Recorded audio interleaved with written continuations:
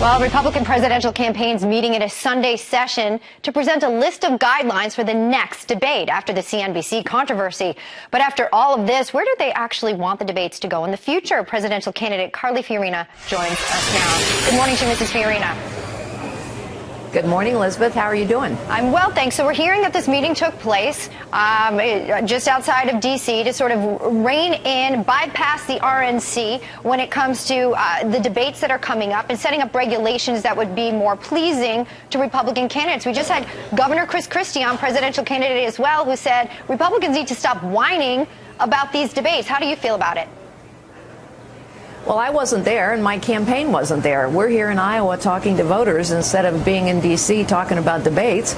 We've had no trouble negotiating with the networks, and my policy remains what it's always been. I'll debate anyone, anytime, anywhere. So we need to understand that the media is not going to be fair. So you just take that as an understood. Speaking of the media not being fair, you actually have a big announcement. Last week, Michelle Collins at The View dug into your appearance at the debate, saying that your face was demented. Watch this for anyone who missed it.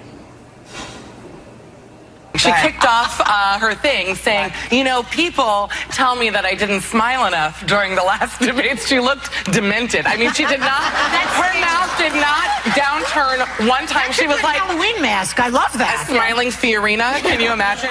So, Mrs. Fiorina, I found that to lack both courage and kindness, so I threw out a challenge to The View and said, why don't you invite Mrs. Fiorina to your program and have the courage to either say those comments to her face about her face or apologize, but at least be courageous and do it with her there. You have an announcement to make today. Yes, I will face the ladies of The View for the second time on Friday. I'm looking forward to it.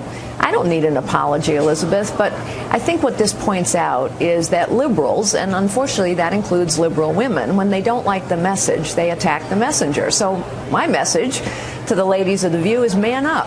If you want to debate me on policies, the Obama administration, for example, has been bad for women. Planned Parenthood is harvesting baby parts. If you don't like those facts and those messages, man up and debate me on them. But don't sink to talking about my face. You know, my candidacy has been called offensive to women by women.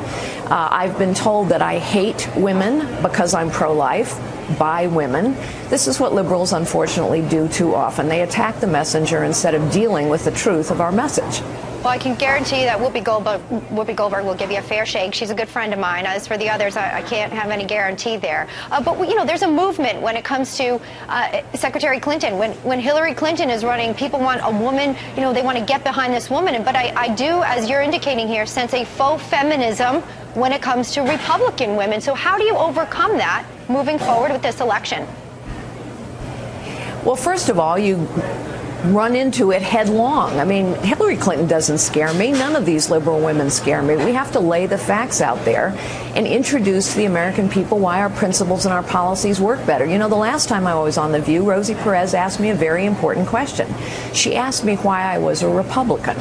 And I said, because I know that no one of us is any better than any other one of us. Each of us are gifted by God. All of us can live lives of dignity and purpose and meaning. And I know that our policies and our principles and our values work better to lift everyone up, men and women. That actually is the debate we have to win. Hillary Clinton is going to continue to say that her platform is she's going to be the first woman president. What I will force her to do is debate her principles and her policies and her track record. And on that ground, I will beat her. Wouldn't that be great? Mrs. Fiorina, can I ask you just this before you go? Donald Trump on one hand says we're in a crippled America. Jeb Bush says this is a great America. Where do you stand quickly before we go? Well, this is a great America, but we need a president in the Oval Office who will lead the resurgence of this nation, because we've been managing its decline through a government that's grown too big and bloated and powerful and corrupt, and a political class that hasn't done too much about it. We've been managing its decline for too long now. We need a leader who will lift this nation. Of course. That's why I'm running for president. Okay, well, we're excited to see how Friday goes at The View. Bring your A game. Mrs. Fiorina, thanks for your time today. Thanks, Elizabeth.